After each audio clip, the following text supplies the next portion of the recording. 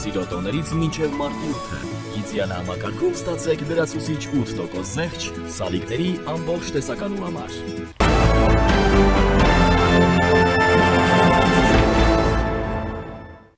Եվրամիությունը պատրաստվում է օգնել Հայաստանին հունիսին նախատեսված խորհրդարանական ընտրություններում Ռուսաստանի միջամտությունից խուսափելու համար նախ տեղակայելով Կրեմլի ապատեղեկատվության դեմ պայքարող հիբրիդային արագարձագանքման խումբ, ապա հնարավոր է Հարավային Կովկասի այս երկրում ավելի մշտական քաղաքացիական առաքելություն։ Ազատություն ռադիոկայանի տրամադրության տակ է Հայաստանի արտաքին գործերի նախարարի Բրյուսել հաստիագրված նամակը, որով Միրզոյանը փետրվարի 13-ին խնդրել է արագարձագանքման խումբ ուղարկել Երևան։ Եվրամիությունը նմանատիպ մոտ 20 հոգանոց խումբ էր ուղարկել Քիշնև անցյալ տարվա խորհրդարանական ընտրությունների ժամանակ աջակցելու Մոլդովայի իշխանություններին սոցիալական ցանցերում Ռուսաստանից տարածվող ապատեղեկատվության վաղ հայտնաբերման ու հակազդման գործում։ Եվ Բրյուսելը եւ Քիշնևը այդ նախագիծը հաջողված են համարել, եւ Եվրամիությունը այժմ ցանկանում է նույնն իրականացնել նաեւ Հայաստանի համար կարևորագույն ընտրությունների շեմին, որոնց վրա, ինչպես սպասվում է, Ռուսաստանը կփորձի ազդել։ Հիշեցնենք, որ նախորդ տարվա դեկտեմբերին Բրյուսելում տեղի ունեցավ Հայաստան-Եվրամիություն գործընկերության խորհրդի 6-րդ հանդիպումը, որից հետո Եվրամիության արտաքին գործերի ու անվտանգության քաղաքականության հարցերով գերագույն ներկայացուցիչ Եվրոպական հանձնաժողովի փոխնախագահ Կայա Կալասը հայտարարեց, որ Հայաստանը օգնություն է խնդրել Եվրամիությունից ընտրությունների ժամանակ արտաքին միջամտությունը կանխելու համար։ Դուք գիտեք, որ Հայաստանում մյուս տարի ընտրություններ են եւ մենք պետք է տեսնենք, թե ինչ կարող ենք անել նրանց օգնելու համար։ Հայերը դիմել են մեզ խնդրելով արտաքին միջամտության դեմ պայքարում նույնպիսի աջակցություն ցուցաբերել, ինչպիսին մենք տրամադրել էինք Մոլդովային, նշել է Կալասը։ Ըստ Կալասի, Ռուսաստանն ու իր արբանյակները ապատեղեկատվական արշավներ են իրականացնում Հայաստանում խորհրդարանական ընտրություններին ընդառաջ։ Մենք տեսնում ենք նույն ցանցերը, որոնք օգտագործվել են Մոլդովայում, այսինքն սցենարը նույնն է։ Եվրամիության ֆինանսավորումը կօգնի հայտնաբերել ու արձագանքել նման ազդեցություններին, նշել է Կայա Կալասը։ Հայաստանի դեմ տարվող այդ հիբրիդային պատերազմին դիմակայելու համար Բրյուսելը Երևանին նաև 15 միլիոն դոլարի օգնության փաթեթ տրամադրելու որոշում է կայացրել։ Այս որոշումը շատ մեծ դժկամություն առաջացրեց Ռուսաստանում։ Փետրվարի սկզբին Հայաստանի ազգային ժողովի նախագահ Հալեն Սիմոնյանի հետ Մոսկվայում կայացած հանդիպման մեկնարկին Ռուսաստանի արտգործնախարար Սերգեյ Լավրովը հայտարարեց, որ Հայաստանի դեմ հիբրիդային հարձակումների մասին պնդումները առնվազն տարօրինակ են։ Տարօրինակ է լսել Հյուսիսից Հայաստանի դեմ նախապատրաստվող առասպելական հարձակումների մասին պարբերաբար հնչող հայտարարությունները։ Խորհրդարանական ընտրությունների քարոզարշավը ձեզ մոտ ըստ էության արդեն իսկ մեկնարկում է եւ կարող եմ ձեզ վստահեցնել, որ երբ արտերկրից ակնհայտորեն ակնարկելով Ռուսաստանին ազդակներ են հնչում, թե ինչ որ մեկը պատրաստվում է միջամտել ընտրություններին, երբ Երևանից են Եվրամիությանն ուղված կոչեր հնչում, թույլ չտալ այդ միջամտությունը։ Այդ ամենը մեզ համար տարօրինակ է։ Մենք կարծում ենք, որ պատասխանատու քաղաքական գործիչները Երևանում հասկանում են, որ նման քայլերը ակնհայտ սադրիչ նպատակներով են արվում, հայտարարել էր Լավրովը։ Ավելի վաղ 25 թվականի նոյեմբերին Ռուսաստանի Դաշնության արտաքին գործերի նախարարության պաշտոնական ներկայացուցիչ Մարիա Զախարովան հայտարարեց, որ Հայաստանի դեմ հիբրիդային պատերազմ վարելու մասին հայտարարությունները հնչում են երկրում Ռուսաստանի հետ կապերի զարգացման, կողմնակիցների հետապնդումների ֆոնին, հավելելով, որ կարծես թե դա արվում է վերջին տարիներին այլ երկրներում, օրինակ Մոլդովայում փորձարկված սխեմայով։ Զախարովան ընդգծել է, որ ռուսական կողմը պատրաստ է տարբեր ձևաչափերով քննարկել երկկողմ հարաբերությունների վերաբերյալ Երևանի հնարավոր մտահոգությունները։ Պատրաստ են քննարկել հայ գործընկերների հնարավոր մտահոգությունները ինչպես խորհրդարանական գծով, այնպես էլ պրոֆիլային գերատեսչությունների միջև մեր առաջարկած խորհրդակցությունների շրջանակում, այդ թվում անհրաժեշտ է ռուս-հայկական հարաբերությունների շուրջ ձևավորվող տեղեկատվական ֆոնի շտկման նպատակով, նշել էր Զախարովան։ Եվ այս պահին առաջինի տաղավարում զրուցելու եմ քաղաքագետ Էդգար Առաքելյանի հետ։ Պարոն Առաքելյան, բարև ձեզ, շնորհակալ եմ հրավերն ընդունելու համար։ Եվ այսպես Եվրամիությունը նախատեսում է Հայաստանում տեղակայել նոր հիբրիդային լայն արձագանքման խումբ։ Ես ներկայացրի Ազատություն ռադիոկայանի ձեռքի տակ հայտնված ուրեմն այդ նամակը, որով Միրզոյանը դիմում էր Եվրամիությանը, ակնկալելով աջակցություն, եւ հիմա հիբրիդային արագ արձագանքման խումբ կլինի ըստ էության նույնությամբ ինչ եղել էր Մոլդովայում։ Դրա արդյունավետության մասին Եվրամիության պաշտոնյաներն են խոսում։ Ինչ ակնկալել եւ ինչ ազդեցություն կարող է ունենալ այս հիբրիդային արագ արձագանքման խումբը ընտրությունների նախաշեմին, երբ ըստ էության արդեն քաղաքական այսպես պայքարը մեկնարկել է, համեցեք ձեր գնահատականը։ Տեսեք, ակնհայտ է, որ Հայաստանում հունիսին տեղի ունենալիք խորհրդարանական ընտրությունների վրա բավականին մեծ այսպես ֆոկուս կա տարբեր աշխարհաքաղաքական կենտրոններից եւ ցավալիորեն կոնկրետ աշխարհաքաղաքական կենտրոնը փորձում է կեղծ տեղեկատվության միջոցով, ապատեղեկատվության միջոցով ապակողմնորոշել մեր հասարակությանը, ստեղծել այսպես ներքին լարվածության մթնոլորտ, որը պետք է իր ազդեցությունը ունենա ընտրությունների վրա եւ այս տեսանկյունից բնականաբար թե Հայաստանի Հանրապետության իշխանությունները, թե նաև մեր գործընկերները մտահոգություններ ունեն եւ շատ ողջունելի է, երբ նրանք նաև բացի մտահոգություններից պատրաստական են նաև աջակցություն ցուցաբերել։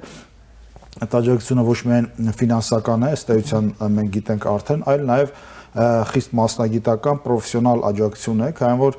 այլ հարց է, երբ որ դու ունես ֆինանսներ, այլ հարց է, երբ որ դու ունենաս գիտելիքներ կամ հմտություններ կամ հնարավորություններ, թե ինչպես պայքարել այդ ապատեղեկատվության դեմ, ինչպես պայքարել կեղծ տեղեկատվության դեմ եւ ինչպես անել, որպեսզի այս շատ կարեւոր քաղաքական գործընթացում մեր քաղաքացիները ստանան իսկապես կարեւոր եւ հավաստի տեղեկատվություն եւ այո, այդ առումով Եվրոպական միությունը իհարկե ունի մեծ փորձ եւ նաև այդ փորձի ուրեմն օրինակը կամ կիրառումը տեղի ունեցել վերջերս Մոլդովայում տեղի ունեցած ընտրությունները եւ այս տեսանկյունից ես համարում եմ սա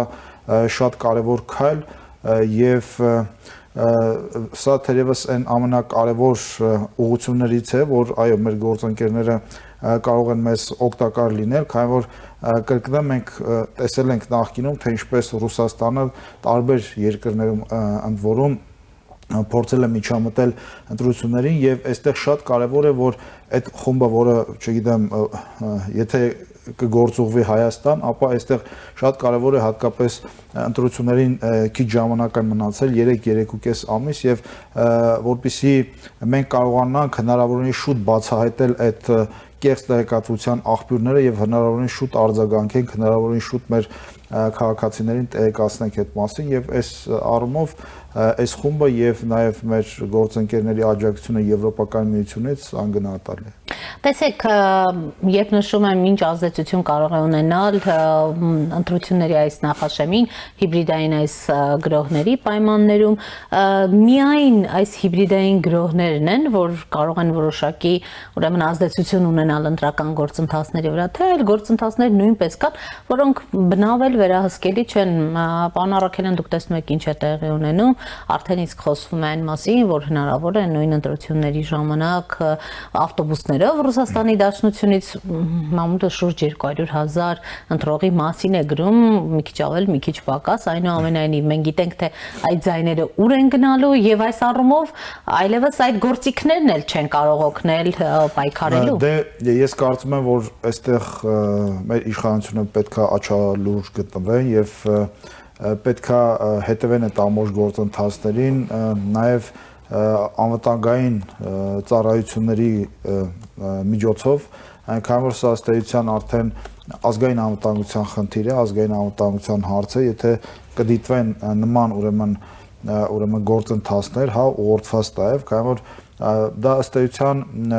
այդքան էլ դժվար խնդիր չի պարզել, քանի որ մենք գիտենք, թե ովքեր են մուտք գործում Հայաստանի Հանրապետություն եւ գիտենք այդ մարդիկ գնալու են ընտրության, թե չէ,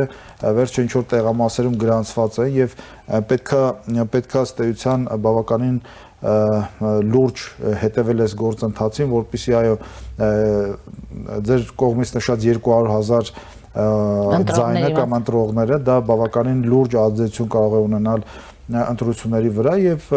տեսեք, սա ոչ միայն ընտրությունների, բուն ընտրությունների օրը պետքա ուրեմն մեր իրավապահ մարմինները բավականին լուրջ հետևեն այս ամենին, այլ նաև ինչու ոչ հետընտրական ժամանակահատվածում մենք պետք է հասկանանք այնուամենայնիվ նման միջամտություն եղել է, թե չի եղել, քանի որ դա էլ հնարավոր կլինի միգուցե նաև հասկանալ եւ ըստ այդմ նաև որոշակի եզրակացություններ անել։ Մենք գիտենք, որ օրինակ նույն Արևելյան Եվրոպայի մի շարք երկրներում նույնիսկ ընտրություններ են չեղարկվել, հաշվի առնելով այն հանգամանքը, թե ինչպիսի ազդեցություններ է ունեցել Ռուսաստանը կամ Ռուսամետ այդ ուժերը տարբեր ոչ օրինական միջոցներով ընտրությունների վրա եւ այստեղ ես կարծում եմ գործիքակազմերը մենք ունենք եւ ամենակարևորը հենց ընտրությունների արդար, թափանցիկ եւ ոչ ուղղորդված լինելն է եւ եթե կհայտնաբերվեն նման դեպքեր մասսայական, ապա պետքա նաև նույնիսկ ընտրություններից հետո եզրակացություններ արվեն։ Լավ, պարոն Առաքելյան, այս իրավիճակում, երբ ըստ էության տեսնում ենք Գյումրի երկու սցենարի, ուրեմն հնարավորության մասին են խոսում այդ որոշ ընդդիմադիր շրջանակներ, դուք դրա հավանականությունը որ չափով եք գնահատում, իշխանությունը կարծեք վստահ է իր հաղթանակի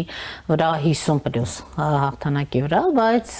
հաշվի առնելով Գյումրի օրինակը չպետք է շտապել այսպիսի ուրեմն գնահատականներ հնչեցնել, որ ամեն ինչ շատ լավ է, թող փորձեն Գյումրի երկու իրականացնեն, միևնույն է։ Տեսեք, իշխանությունը վստահ է այն առումով, որ ինքը բավականին լուրջ արած գործեր եւ աշխատանքներ ունի եւ սա բնականաբար պետքա գնահատանքի արժանանա մեր քաղաքացիների եւ ընտրողների կողմից, բայց միևնույն ժամանակ այո ես համամիտ եմ, որ սա չպետք է մեզ, այսպես ասենք, շատ հանգստացնի եւ մենք հանգիստ նստենք մեր տեղերը։ Մենք գիտենք, մենք խոսում ենք հիբրիդային պատերազմի մասին եւ դրա բոլոր ձևերի մասին։ Մենք գիտենք, թե դրսից ինչպիսի աշխատանքներ է տարվում Հայաստանում, գիտենք նաև Հայաստանի այն մարդկանց հասցեները կամ անունները, ովքեր այդ աշխատանքները տանում են եւ կրկնեմ, մենք չպետք է այսպես հանգիստ նստենք եւ բավարարվենք նրանով, որ այ այսքան գործ ենք արել եւ մեր քաղաքացիները կգնահատեն, այո մեր քաղաքացիները գնահատելու են, բայց նաեւ կարող են լինել զգալի քաղաքացիներ, ովքեր այդ ապատեղեկատվության ազդեցության տակ կարող են լինել եւ գնալ եւ այդ ապատեղեկատվության ազդեցության տակ ընտրություն կատարել։ Այսինքն անկանխատեսելի զարգացումներ։ Ես կարծում եմ, այդպես անկանխատեսելի զարգացումներ չեն լինի, բայց միևնույն ժամանակ կարող են լինել այո զարգացումներ, որոնք պետքա, այսպես ասենք, որոնք օրենքից դուրս կարող են լինել եւ պետքա իշխանությունը նաեւ աչալուրջ հետեւի, թե ինչ է տեղի ունենում, կրկնեմ, որպեսզի մեր քաղաքացիներին չփորձեն ապատեղեկացնել, որպեսզի չփորձեն իրենց նախքին վարք ու բարքերով, չգիտեմ, նյութական շահագրգռումների միջոցով եւ այլն ուղղորդել մեր քաղաքացիներին, թերևս ամենամեծ վտանգը այստեղ է եւ ես կարծում եմ, որ իշխանությունները սա հասկանում են եւ համապատասխան քայլեր կձեռնարկեն։ Համապատասխան քայլը որն էր թոշակի բարձրացումը, պարոն Առաքելյան, վաղարավոտյան վարչապետը հայտարարեց թոշակառներին, հիմա ասում են այս ամենը կոնկրետ նպատակ է հետապնդում ընտրություններ են, ընտրությունների նախաշեմին նաև թոշակառների մի մեծ բանակ, գիտեք Հայաստանը որքան շատ են թոշակառները, հաստատ կգնահատի Նիկոլ Փաշինյանի այս ջանքը։ 18 թվականից մինչև այսօր Հայաստանում մի քանի անգամ բարձրացվել են թոշակները, ընդ որում բավականին լուրջ ուրեմն թվերով, մի քանի անգամ նաև այդ անկախիկ ուրեմն առևտրի հետ կապված էլի տոկոսներն փոփոխություններ անընդհատ եւ հետ վճարի այդ համակարգով թոշակի բազային թոշակի ներքին շեմն է բարձրացվել, եթե չեմ սխալվում 2021-22 թվականներն են, լավ չեմ հիշում, այսինքն սրանից տարիներ առաջ այդ գործընթացը տեղի ունեցել, այսինքն եթե 2018 թվականին բազային թոշակը կազմում էր օրինակ 16000 դրամ, մարդիկ 16000 դրամ էին ստանում, հիմա առանց այս բարձրացման, եթե չեմ սխալվում, էլի թիվը 46000 դրամ էին ստանում, այսինքն այնպես չի, որ այդ ամենը տեղի է ունեցել միայն այսօր եւ դա նախընտրական ենթատեքստ ունի, մյուս կողմից էլ քաղաքացիական պայմանագիր կուսակցությունը ուներ նաեւ նախընտրական խոստում, որ պետքա մեր մոտ թոշակները լինեն ուրեմն սպառողական զամբյուղին համապատասխան եւ նաեւ սա այդ նախընտրական խոստումը կատարելու համատեքստում է արված եւ մեծ առումով գիտեք կարեւոր չի երբ արվում, կարեւորը որ դա արվում է եւ նախկինում 16000 դրամ թոշակի փոխարեն այսօր մեր քաղաքացիները արդեն բավականին լուրջ թոշակառուները բավականին լուրջ գումար են ստանալու թոշակի տեսքով եւ այստեղ տեսեք էլի այդ մանիպուլյացիան սկսվեց, հա, իհարկե սա իրանց սրտով չէր, որ Հայաստանում նման լուրջ թոշակի բարձրացումը տեղի ունենալու, այն որ ասում եմ մանիպուլյացիա է, պարոն Առաքելյան, թե այնուամենայնիվ ընտրություններով նաեւ պայմանավորված, այսպես իրենց կողմից նույնիսկ հայտարարություն է եղել, որ 8 տարվա ընթացքում առաջին անգամ ուրեմն Հայաստանում թոշակ բարձրացվեց, այնինչ ես արդեն նշեցի, թե քանի անգամ է Հայաստանում 10 թվականից մինչև այսօր թոշակը բարձրացվել, կամ այնտեղ մարդկանց ենք լսում, որ ասում են, տեսեք, մեր ճշմարտ ներքո իշխանությունները գնացին, ուրեմն թոշակները բարձրացեցին, այսինքն սա ցույց է տալիս այս մարդկանց ցայտնոտային վիճակը, երբ որ իրանք ժամանակին չգիտեմ, մի ձայնը փորձում են ճշումների ներքո քաղաքացիներից գնել 5000 դրամով, բայց այսօր մենք ունենք պետություն, որ քաղաքացին ասում է, գիտեք, այդ ձեր 5000 դրամները անհրաժեշտ չեն, մենք ձեր համար կապահովենք արժանապատիվ պայմաններ եւ դուք դրա կարիքը չունեք եւ դուք ընդամենը պետքա գնաք եւ ընտրություն կատարեք, չգիտեմ, ըստ ձեր ցանկությունների, պատկերացումների եւ բնականաբար թե առողջապահության ապահովագրության այդ համակարգը, թե թոշակների բարձրացումը, թե էլի սոցիալական այլ հարցերի լուծումը բնականաբար այս մարդկանց սրտով չի, ովքեր որոնց սկզբունքը հետեւյալն է, որ որքան վատ լինի Հայաստանում վիճակը, այնքան լավ իրենց համար եւ իրենց ես կարծում եմ, որ իրենց մշտապես այսպիսի հիասթափություններ է սպասում, քանի որ ինչպես գիտեք նաեւ 25 թվականի տվյալներով որքան էլ իրանք գուժում են, որ Հայաստանում տնտեսությունը վատ վիճակում է, 25 թվականի տվյալներով էլ տնտեսությունը 7.2% ուրեմն աճ է գրանցել, մեր հնան արդեն հասել է մոտավորապես 30 միլիարդ դոլարի, իսկ իրեն ժամանակներում 17 թվականի տվյալներով այդ հնան կազմում էր 11.5 միլիարդ ուրեմն դոլար եւ ըստ էության շուրջ 3 անգամ շուրջ 2.5 անգամ Հայաստանի հնան ավելացել է։ Երբ որ այս ամենը գումարում ենք, այս դրական, զարգացումների ընթացքը բնականաբար հասկանում ենք, որ սա իրենց համար այդքան էլ ցանկալի իրավիճակ չի, այդքան էլ ցանկալի սցենար չի։ Իսկ Գյումրիի երկու սցենարի հնարավորությունը Գյումրիի երկու սցենարի հնարավորությունը իհարկե իրանք կցանկանան, որ նման սցենար կրկնվի, բայց միշտ ես ասում եմ, որ պետք է հիշենք, որ Գյումրիից հետո տեղի ունեցել նաև վաղաշաբաթը, բայց դրանով հանդերձ Գյումրիում ինչ տեղի ունեցավ։ Գյումրիում մեր քաղաքացիներին ուղղակի ստորաբար խաբեցին։ Մենք գիտենք, որ Գյումրիում այդ ուժերը, այս նույն ներկայիս ուժերը հայտարարում են, որ ոչ մի դեպքում իրենք Վարդան Ղուկասյանին ձայն չեն տա եւ չեն բերի դարձնել քաղաքապետ, ավելին ասում էին, որ Վարդան Ղուկասյանը դա իշխանությունների թեկնածուն է եւ Վարդան Ղուկասյանի միջոցով փորձում են ձայներ ուրեմն պոկել ուրեմն անդիմությունից եւ դրանով այնտեղ իրանք մեծամասնություն կազմեն, բայց արդյունքում մենք տեսանք հակառակը, կրկնում եմ, մարդիկ ստորաբար խաբեցին գյումրեցիներին, Վարդան Ղուկասյանին բերելով դարձնելով ըստ էության Գյումրիի քաղաքապետ եւ այս դառը փորձը ես կարծում եմ նաեւ ինչ որ առումով դրական է մեր քաղաքացիների համար, քանի որ իրենք արդեն այդ փորձը ունեն, թե ինչպես այս խմբերը կարող են նույնիսկ իրար հետ ուրեմն շատ կոպիտ խոսքերով հարաբերվեն, բայց արդյունքում իրենք, այսինքն դա դերաբաշխում է եւ յուրաքանչյուրը իր դերն է կատարում, բայց արդյունքում խաբելով քաղաքացիներին ձայներ են կորզում ու գալիս իրենց ուզած տեխնացուին ուրեմն դարձնել քաղաքապետ կամ վարչապետ, բայց այստեղ կրկնեմ, բայց հիմա բաց տեքստով են ասում, պարոն Առաքելյան, այլևս չեն թաքցնում ծրագիրը։ Իրենք իհարկե իրենք ուզում են, չեն ազնիվ հայտարարում են ինչ ծրագրեր ունեն։ Իրենք իհարկե ցանկանում են, որ այդ Գյումրիի սցենարը լինի, բայց այստեղ իրանք շատ կարևոր էլի բան են թաքցնում, իրանք թաքցնում են, թե ով է իրանց հիմնական վարչապետի տեխնացուն, մեծ առումով այդ անդիմադիր թևերի վարչապետի տեխնացուն։ Իսկ մի դեպքում հայտնի է, գիտեք, թե օրենսդրական խնդիրներ կան, սահմանադրությունը թույլ չի տալիս, բայց Նարեկ Կարապետյանը շարունակում է պնդել, որ վարչապետի իրենց տեխնացուն Ռուսաստանում կա որոշում, որ իրենց հիմնական տեխնացուն դա Ռոբերտ Քոչարյանն է,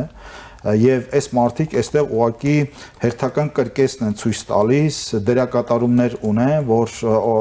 բաշխվել է դերակատարությունները, նույնիսկ իրար հետ այսպես մրցակցության մեջ են, իրար փորձում են նույնիսկ կոպտել, հայելել, ուրեմն Նարեկ Կարապետյանը հայտարարել է, որ նախկին նախագահների հետ չեն ուզում համագործակցել, բայց ուշադրություն դարձրեք, իրենք չեն ասել, որ օրինակ, եթե ձայներ հավաքեն եւ անհրաժեշտ լինի, որ Ռոբերտ Քոչարյանին դարձնեն ուրեմն վարչապետ, իրենք իրենց ձայները չեն տա Ռոբերտ Քոչարյանին, այսինքն եւ մյուս թևերն էլ, եթե նկատել եք, իրենք փորձում են խուսափել, թե ովքեր են լինելու վարչապետի տեխնացուն եւ փորձում են խուսափել են հարցից, արդյոք իրենք անհրաժեշտության դեպքում ձայն կտան Ռոբերտ Քոչարյանին եւ կդարձնեն Հայաստանի Հանրապետության վարչապետ։ Դրա համար ես ասում եմ, որ այո, Ռուսաստանում կա որոշում, որ Ռոբերտ Քոչարյանը հիմնական իրանց տեխնացուն։ Ինչու՞ մի քանի անգամ իրենց հիմնական տեխնացուն է եղել եւ չի հաջողել, չէ՞, պարոն Արաքելյան։ Տեսեք, այստեղ խնդիրը Ռոբերտ Քոչարյանի հաջողել չհաջողելու հարցը չէ, նույն Վարդան Ղուկասյանը այնպես չէր, որ հաջողել էր Գյումրիում, ուղղակի հավաքվեցին եւ ուրեմն ձայնը տվեցին Վարդան Ղուկասյանին։ Նույն այստեղ, քանի որ Ռոբերտ Քոչարյանը իր 10-ամյա կառավարման ընթացքում եւ դրանից հետո ապացուցել է, որ ինքը Ռուսաստանի մնացորդը, ուրեմն նվիրյալ զինվորն է եւ ինքը կկատարի Ռուսաստանից եկող ցանկացած հրահանգ եւ դա մենք տեսել ենք թե ուրեմն գույք պարքի դիմաց այդ նախագծով դա մենք տեսել ենք թե մարտի 1-ով դա մենք տեսել ենք թե ուրեմն հայկական երկաթուղիները իր կառավարման վերջին ամիսների ընթացքում ուղղակի Ռուսաստանի կոնցեսիային հանձնելուն դա մենք տեսել ենք տարբեր տնտեսական ծրագրերում դա մենք տեսել ենք ուրեմն Հայաստան-Իրան այդ գազատարի հետ կապված, այսինքն այն ինչ որ ուզել է Ռուսաստանը Հայաստանից Ռոբերտ Քոչարյանի կառավարման տարիներին ինքը ստացել է շատ հանգիստ եւ ստացել է Հայաստանի Հանրապետության տնտեսական ու քաղաքական շահերի հաշվին եւ այստեղ իրանք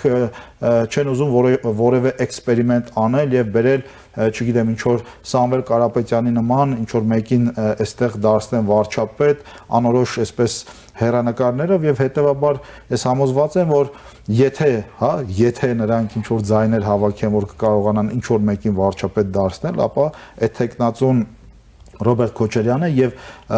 այնտեղից մեկ զանգով իրենք այսպես մեկ տող կշարվեն եւ այսպես ասենք հավսար զգաստ հրամանով իրենց ձայները կտան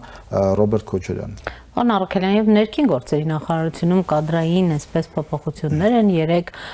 փոխոստիկանապետ նախորդին ազատվեց պաշտոնից գիտեք որ Չապնյակի արյունալի դեպքերի հետ են կապված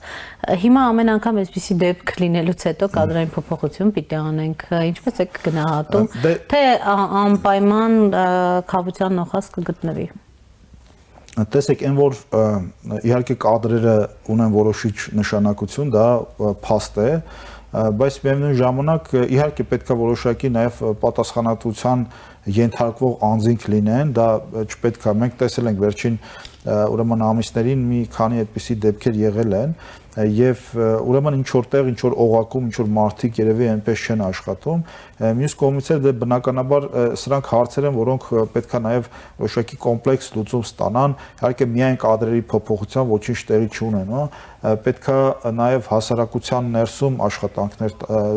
տարվեն սկսած դպրոցներից եւ մանկապարտեզներից միգուցե բանալ բան եմ ասում բայց իրականությունը այդպես է եթե